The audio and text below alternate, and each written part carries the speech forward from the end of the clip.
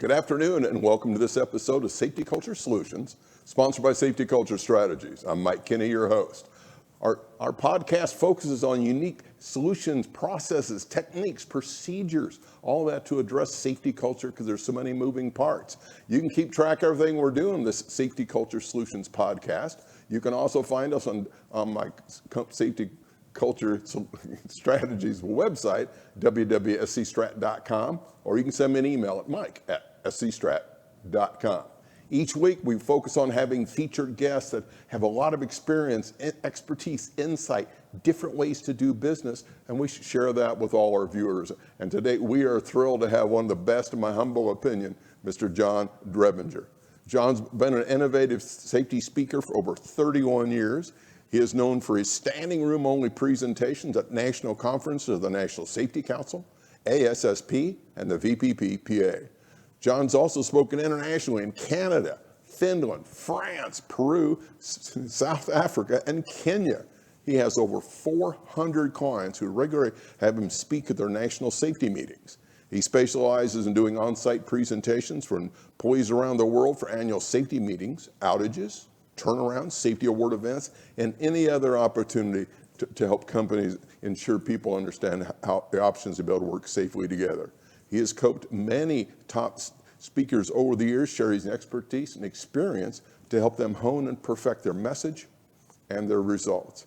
His first book, Mastering Safety Communication, has sold over 80,000 copies, and his second one, Would You Watch Out for My Safety, one of my personal favorites, is over 45,000 copies. He is also a member of the legendary famous Hollywood Magic Castle and uses his professional magician skills to make his presentations even more effective and memorable. And John, it is a pleasure to have you with us today. Welcome aboard.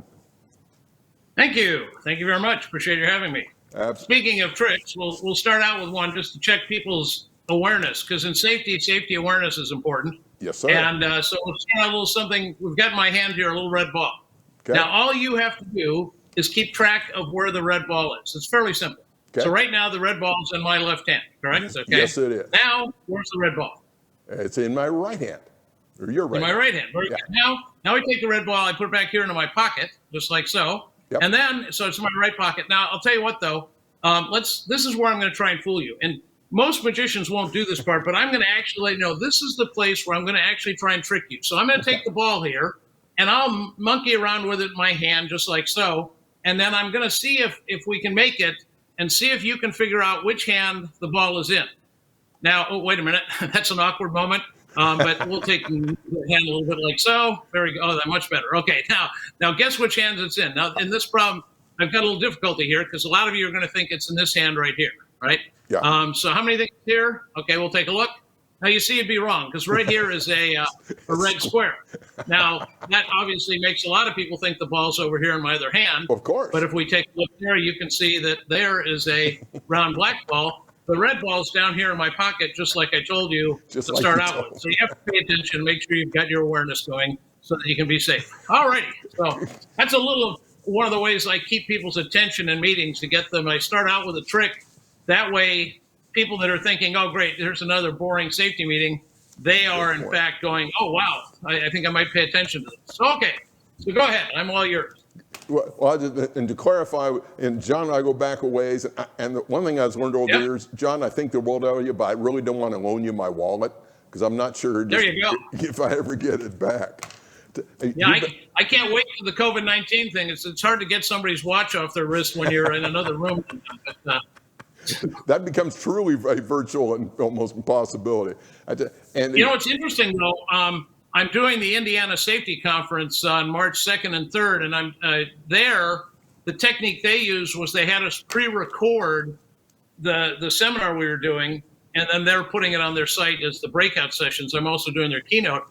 But what I did was, for the watch, since I have to involve somebody, we took an old clip from a presentation I'd already done and put that trick into that part of the presentation so that the people watching it online get to see what I would normally do, even though it isn't conducive to today's environment. So, very good. And John, I've had the pleasure of knowing you for many years. When you're on stage, you light up the house.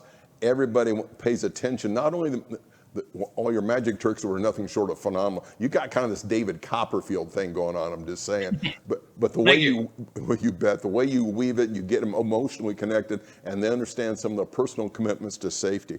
So at the leadership level, and you've worked with a lot of organizations, what do you view as a critical skill for those leaders regarding being able to have an effective safety culture? To me, one of the most important factors is what's their excitement level when it comes to safety. And one of the key questions I ask leaders, and I teach safety professionals, they should ask their leadership the same question, is ask people from CEO different corporations, men and women who lead private businesses and organizations, and to elicit from them their level of commitment to safety. I ask them the question, when did you first get excited about safety? Because I think it's not necessarily a skill and related to your question, but when I ask that question, I find out from them, when did they develop the idea that safety is something they needed to be concerned about? And I have the luxury, because no company is going to spend the money to bring me in to talk to the employees about watching out for each other. The companies that hire me are ones that are already good at safety and want to get better. Beautiful. So the people I'm talking to, almost certainly the leadership is committed to safety. Otherwise, they wouldn't be spending the money on me. But so when I ask that, I'm able to elicit from them, when in their life did safety become something that made a difference to them? Why is it now important in their business as opposed to just other things? I mean, marketing's important, all its quality is important. When did safety become important?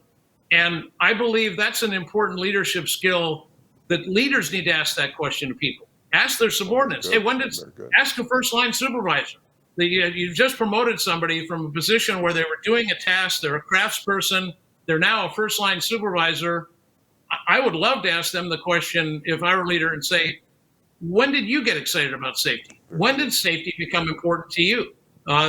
The then deputy director at Johnson Space Center, when I was speaking there in 2001, I asked him, when did you get excited about safety?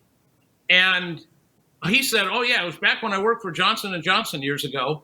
And my boss had decided there were too many injuries happening. And I said, well, what do you expect? It's a Band-Aid factory. But, I mean, it's like, of course there's going to be injuries. It's your business. Anyway, but they apparently were hurting a lot of people, and the boss decided that wasn't acceptable. And he then asked this guy's counterpart that had the day shift, he came in, and he asked him, he says, tell me what you think about, the injuries we're having. And the guy said, accidents happen. And the boss went, oh, really? He says, I'm going to pay you for 3 months, and you're going to leave and go find something else to do. We'll pay you for 3 months, but you're done as of today. So the deputy director at Johnson Space Center, he told me he came in that night. He had not heard about the earlier conversation. He sat down, and the boss asked him, well, what do you think about all the injuries we're having? And he said, I told them it's unacceptable. We're hurting too many people. It's ridiculous. And he said, I got a promotion and a raise, and he kept me. So he says, that's when I got excited about safety. But it was a good example of, in that case, the leadership had the sense to ask the people, what do you think about safety? And so I think an important skill for leaders is they should be asking the people that work for them about their safety commitment. And if you ask, that's another thing I learned years ago in college. I was a speech major in the communications class. They taught us about doing surveys and questions and things like polling. And one of the key elements you learn is the way you ask a question can determine the answer. So if I say to you, tell me how important if I ask you, is safety important? I'm not necessarily going to get the right answer. But if I ask the question, when did you get excited about safety? Now, what's great about that question is it presupposes they have a commitment to safety. It takes that up front. And I learned that when I studied hypnosis. There's certain languaging you can use that presupposes something. So I say to a leader, when did you get excited about safety? And then they start telling me these stories. And that also is a skill the safety people should use. They should be interviewing their leaders And then they should ask them the question, have you told anybody this?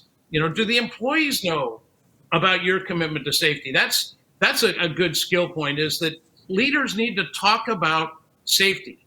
You hear over and over again in our profession that actions speak louder than words. But as a communications expert, I'll tell you, words are actions. Yes.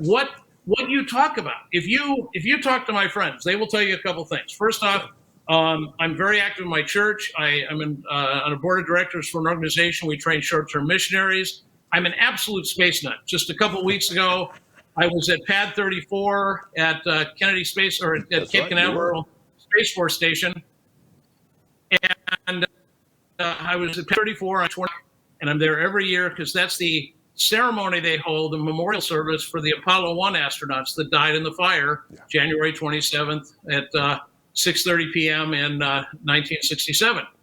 And we go there every year. It's a place I go to remind myself of a time where we didn't focus on safety and made a huge error and lost 3 lives. And the people in my church will tell you, or my friends will tell you, I'm a space nut, all these different things. And how do they know that? By what I talk about. I mean, I guarantee you, somebody at church last Sunday asked me, hey, what's been up? And I said, we were at the Space Center. We saw this, and we went over to see there was going to be a launch, but they canceled it. And then we went over here, and we were at this launch pad. And they know I'm a space nut by what I talk about. Ask your leaders, if you're in the safety business, ask your leaders, how often do you talk about safety?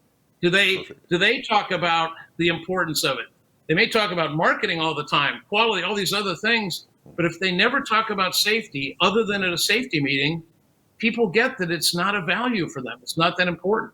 It's not that important, John. You and I have talked to some organizations. You'll sit in a senior team meeting and say, okay, well, 3 people got hurt today or once a month or every other week. Yeah. And I says, well, how about you talk about the individuals? Well, we're not supposed to share all the names. There's ways to do it and go Sure. to HR jail, but personalize it. Yeah. This is part of your family. And if you start personalizing safety, you're right, it's going to resonate throughout the organization. Yep. Yeah, there's something, that personalization thing, you get in arguments with attorneys, but the studies have been done that when they talk to people after an injury and they actually go and visit the family and go and talk to the person, and instead of avoiding them like the attorneys want, turns out there's less lawsuits because the families determine the people care. So it's like, they care about me, and they're not, so it's ironic that sometimes those forces fight against each other, but You can fight against each other. This is a great segue. So from your insight and your time on this big blue marble we call Earth, what have you seen some fairly effective techniques to help management really get engaged with their employees? Well, one of the things I've taught organizations over the years is, how often do you talk about safety off the job? Obviously, you're going to do talks about safety on the job, forklift training, whatever, all the different things that relate to their task, what they do, a power plant, the things related to that, oil industry, all the different places I've spoken. They get specific safety training, and they talk about, it's, that we're starting to get ice this time of year and so forth. I guess for this particular week, for most of the country, except for those of us in Nevada and California, they're all freezing and covered in snow. But the point is, they'll talk about it on the job. They'll say, okay, make sure this, be careful of the ice on the sidewalks here, or when you're climbing a ladder outside on one of the structures. But do they talk about it off the job? Every year, and sometime around April, May, I post on my website, or I do a blog post and an article I send out on my newsletter, in my email newsletter I do, and it's a story about water safety. And that's off the job. I'm not talking if you're working as an oil worker at a dock. Right. I'm talking about summertime's coming up, and the kids are going to be in the pool swimming. Are you watching them or just listening? And I talk about the fact that people drown silently. A lot of people think like, I'm out here, the little kids are in the pool, I'll hear if something's wrong. They couldn't be more wrong about that. And in the article, I post a link to a site by a guy named Mario Vitone, I believe it is. He's a lifeguard, and he has a video showing people drowning. And one of the things he points out is people don't look like they're drowning, and people drown silently. People always think, well, they'll yell for help. No, they won't. No, you won't. Because think about it, when you're drowning, what's the problem? You're not getting air, right? Exactly. What do you want to do if you're drowning? You want to get air in. So what's the one thing you're not going to do? Put air out. And how do you make sound? By sending air out. It's not going to happen. Dennis Wilson of the Beach Boys, and a lot of people are too young to remember that, but some of these in the audience are. And Dennis Wilson of the Beach Boys was a surfer. I surfed from the time I was 13 until I was 20. Surfers are amazing swimmers, especially back then because they didn't have the leashes. You had to swim to get your board when you went out. Dennis Wilson, a surfer, died less than 5 or 6 feet from other people. He was on a boat, fell off, and they were having a party, and he drowned silently next to the boat, and nobody knew. Wow. And I talk about this in that article, and I bring it up is this is the skill. When you talk about safety off the job, then people understand you're not just concerned about the money. I interview leaders, but I also interview employees. And I've heard in back rooms and maybe in the restroom before a presentation, and I've heard some employees say, hey, the only reason they talk about safety is here is because they don't want to spend the money on, they want to save money, right? They don't give a damn about us. And the fact is, if the employees believe that, they don't understand the leadership's commitment to safety. When you talk about safety off the job, unconsciously, that tells them you care about them. Hey, you've got a life jacket on when you're out fishing this year. You know, and by the way, if you don't like one of those clunky life jackets, you could even post in your company newsletter some links to Cabela's or Bass Pro Sports or something with the life jackets that are the self-inflating ones if they get wet, you know, or the ones that look like a cool jacket that actually float. And you do that kind of thing. You talk to people about, there's some places where I've gone in deer season, the factory basically shuts down because everybody's going hunting. Maybe it would be a good idea to talk about hunting safety. Have you taught your kids that? Maybe have something that relates to the issues in your area. Now your employees are learning that safety is something that you're committed to as an organization, that it's an organizational value that you want to make sure people are safe on and off the job. And from a business standpoint, though, we need people to be safe off the job because most injuries occur off the job. But you can talk to a lot of safety people that'll tell you that sprained ankle that showed up on the job that day happened off the job.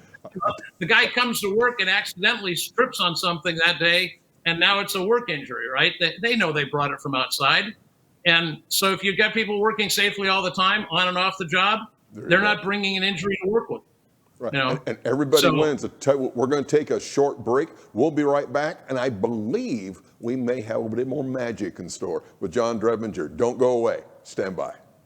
Safety Culture Strategies provides world-class safety culture and safety program management consultative services for clients throughout the United States. Whether your company is pursuing Voluntary Protection Program STAR designation, ISO 45001 certification, or considering a comprehensive review of your current safety programs and processes, Safety Culture Strategies brings hands-on experience combined with a unique perspective that readily translates from senior management to task-level personnel. This collective skill set provides you with a very insightful health check of your overall safety management system that can also assist with reducing injuries and attrition, as well as increasing profitability. Safety Culture Strategies is also certified to provide Ziegler Institute employee engagement training and leadership coaching. When combined with established relationships with federal and state regulators, Safety Culture Strategies is uniquely positioned to assist the safety culture efforts of any company. For additional information, visit www.scstrat.com or call us at 702-780-1410. After all, every company has a safety culture, but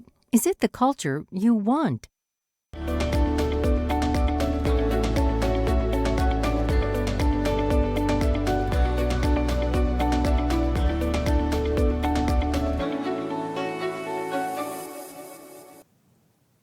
And I hope with having featured guests like John Drebinger in the house with us, and you go back and look at these a few more times, I think the answer is going to become yes.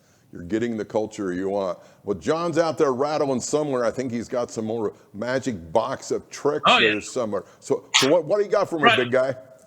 Well, I got a deck of cards here. We'll put that close to the screen. Okay. So you can see we've got some mixed up like so. Yes, we And do. then what we're going to do here is I'll mix them up just a little bit here for you, like so. And then, Mike, you're going to go ahead. I'm going to shuffle through the cards like this. Okay. And at some point, you're going to say stop. So you just say stop anytime you want to here. Stop. Okay. Stop. Okay. Now you stop me right here. Yep. I'm going to turn the card up. I'm going to look away so I don't see it. Okay. So you can see the card? Yes, sir. Okay, very good. Now I'm going to put it back into the middle of the deck here, show you the cards are all mixed up. Now, before I started, over here has been this envelope. It's a white envelope, and the envelope it says prediction on it.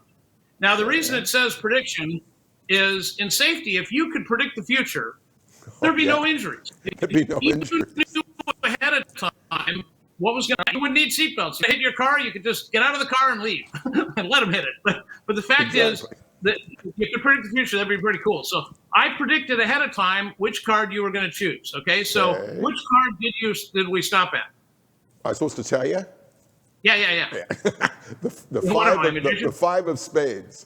Five of spades. Okay, Yes, good. Let's see here. Right there, I believe. Yep, there we go. The five of spades should be, right about there. Okay, very good. See? Oh my, yeah. that's a miracle. Well, oh my goodness. It's a safety culture solutions. You didn't think I was going to take a risk and get it wrong, did you? But you know what? That's not a very good magic trick. It'd be a whole lot better magic trick if, in fact, it was the five of spades. So there you go. Well done. Right like so. Well done. Okay. Okay. Thank you. Okay. Oh, no, thank you. I know that you and I've talked about, and you've mentioned to people, and I've seen good examples and bad examples. It's metrics and measures and indicators. So from your perspective, is there a really effective technique to be able to measure the impact of management engagement? The best organizations I've seen, what they measure are the activities that result in better safety performance. So instead of saying, okay, we had this many injuries last year, they're measuring, for example, a refinery in New Jersey I was speaking at. It used to be a Valero refinery, then they sold it to somebody else, and I keep going back, it's got a different name. But what their leadership did was they came up with an incentive program, but it wasn't based upon number of injuries. It was, did you attend the safety class? So you got a point for that. Beautiful. If you gave blood, you got a point for this. And there were a whole series of different activities that encouraged people learning about safety, becoming better at safety. Do you have safety glasses that you've taken home to use at jobs there? All these things that are measurable that are things that will result in better safety performance. And then when you got those, you got a $25 gift card or something at the local, hardware store or box store, or whatever it would be. And but it was based upon not the number of injuries, because you and I know if you base incentives on that, then people are going to underreport, and that's a whole different problem. But the brilliance is they understood that if we do these certain things, we'll get a better result. Another one that it's a self-serving answer, but organizations that bring in people like myself. I noticed you had Odie on one of your other podcasts, and people that bring in safety speakers, people that are experts at communicating a safety message to employees. That's an indicator, because, and in fact, I can tell you in the 31 years I've been doing this, my marketing person and I could tell you places that are going to have an injury. Because there are places that used to do safety kickoffs and quarterly safety meetings where they bring in outside speakers. They have a change in leadership and they stopped doing that. And it's not about the fact they didn't hire me. It's they've got to change in how they approach things. And all of a sudden, I literally could tell you I've predicted ahead of time injuries that occur. That happens, and I go, 4 years from now, you're going to see a major injury at that facility, and it happens. The ones that realize that one of the ways you keep your edge is by having annual safety kickoffs, having quarterly meetings where employees are reminded this is important. Because when I studied hypnosis, I understood how people's unconscious mind works. And when you have a safety stand down day, employees unconsciously realize this must have cost them a fair amount of money. We're not making anything today. We're not making any batteries today. I just did East Bend manufacturing back in March before the COVID thing hit. And they had everybody come in for the safety meeting in town. They had a big auditorium they used and stuff. People understand we're stopping what we're doing to focus on this. This is important. When I spoke at one power plant in Massachusetts, and they had the wisdom to bring me in the day before to speak to the leadership. And I taught the leadership about, are you holding people accountable for attending the safety meeting? And what they did was the next day when I was speaking, the managers were getting everybody out of the workstations to come to the safety meeting instead of letting them, stay in the work area and so forth. They said, no, we got to shut down so we can go to the meeting. It's really important. Perfect. And that's a powerful message. That's an activity that the managers are doing that lets the employees know, hey, this is important.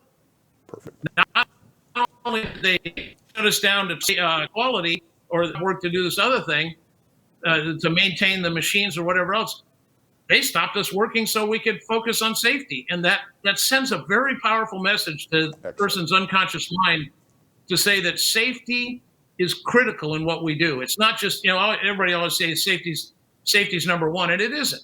Producing a product, a service is number one. Thank you. Safety is how you do it. Yeah, whenever I see a poster that says safety is number one, I feel like saying lies, or that's because if safety is number one, they're going to be out of business. Safety isn't the main thing you do, it's how you do the job. Yes. It's the same thing with quality. When you make a product, if you don't make it in a quality way, the marketplace will shut you down. Exactly. And in the field of safety, you do something, when you do it safely, people get home safely. Exactly. Now, real quick, before we get to the end of this, and I think did you have one more trick laying around there you wanted to share with us? Yeah. I have hours. So years ago back. Yeah, we're going to do one more trick, and then I've got kind of an ending question, because believe it or not, we're almost done with our 30-minute show. Time flies with you, brother. So show me what you got. Here we go. 3 pieces of rope. Right like so. 1, 2, 3 pieces of rope. Now, in a live presentation, I would toss these out in the audience, so you'll just have to trust me that you could look at these ropes all day, or you could bring me a rope, we could do it. Now, do you notice anything about the 3 pieces of rope? It looks like one's shorter than the other. No, they're actually all the same length. It's probably the lighting and the camera angle. Let me help you out. You're probably right. I don't want you to be confused. Okay, so we get the ends of the ropes together like so. Okay. It'll make it a little more obvious they're all the same length. We'll try and help you out here, okay? Oh, yeah. There we go. That's now, real clear. We get the ends. Now, you're looking in the middle. So yeah. Well, yeah, there's but I that. like you. I'll get rid of the middles. It'll look like this, okay? Now, when it looks like this, you can count them just like so. Get the ropes just like this. You count the ropes 1, 2, 3. And you can see they're all the same. We'll tie these two together here and these two together here. And that leaves me with the 3 pieces of rope, just like so. 1, 2, 3. Now we'll untie them, because I may want to do the trick again someday. That's true. We untie those 2 there, these 2 here, and that leaves me with 1, 2, 3 pieces of rope, just like so. Alrighty. Excellent. So now all we got to do is get the people watching this to have me come in and do this live for them, and we'll keep them. And by the way, some people ask me why I do the magic in a presentation. Sure. And it has more than one purpose. One is it keeps the audience entertained and they pay attention closer. A lot of the tricks I've developed over the years actually teach a safety principle. Some of them you just do for the fun of it, like the ones we did today. The prediction trick actually leads into a whole story I do about being observant about the world around you and predicting what's going to happen based upon what you see in the workplace. Perfect. But so some of the tricks illustrate a point. But the other thing that it does is it makes it memorable. Yes. When people get done with a safety meeting that I speak to and so forth, I want them to go home and tell their families, hey, we had a guy come to the safety speaker today, some magic tricks, and he did this, and they're now talking to their family about what they learned at the safety meeting, which is incredibly powerful. So it's a very powerful and that's tool. one of the things I love about flying around the world doing this, because I get to have that kind of impact on people's lives. And you definitely make a difference, John. I can give you testimony myself, because I've observed just how it goes. You do. You're on my website under the testimonials page. You click on that, you see a video of you. So the one you did for me years ago, we were in Monterey, I believe. I think we were, yeah. So we're getting towards the end of it. So you're doing one of these big keynotes, or in your room with a whole bunch of people, and you've got some leaders in there and some safety professionals. And at the end of it, you're going to get your standing ovation, as you always do. what's 2 or 3 really good takeaways that you want them to remember when they leave one of your presentations? I want the leadership there to realize that safety has to be a personal value for them. It has to be something that is a part of who they are. And in the course of a presentation, I will share safety stories from leaders that convey how they express to other people. Then they also need, as we said earlier, they need to share that with other people. They need to tell their own safety stories so people understand it's important to them. They need to talk about it so they understand safety is important. I also want them to have high expectations of people when it comes to safety. That what you hold people accountable for tells people what's important. When I worked for the Boy Scouts back from 1976 to 1982, I worked for the Boy Scouts. And there I did recruiting kids and raising money.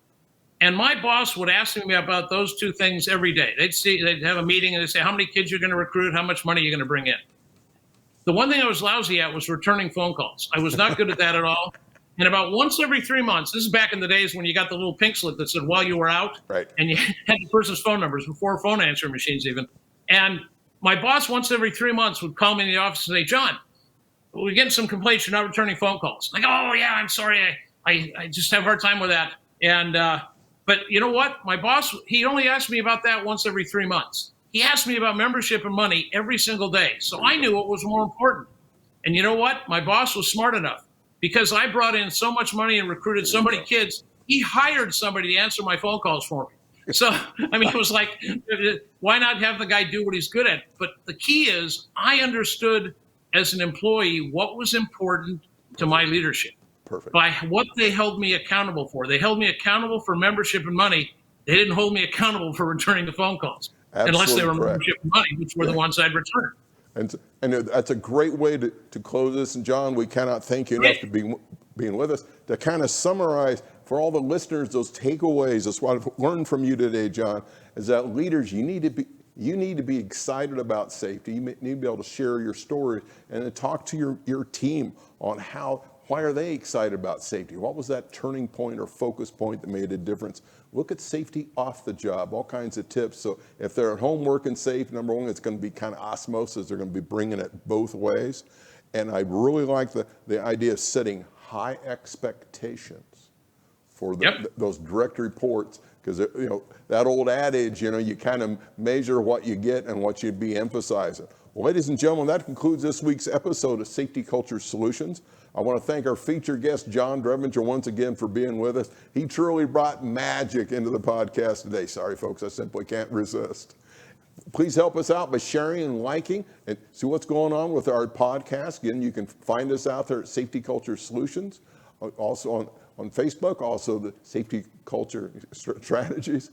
And you can check us out at www.scstrat.com. You can also contact me at mike@scstrat.com. If you have ideas, suggestions, other featured guests, we always look forward to hearing from you.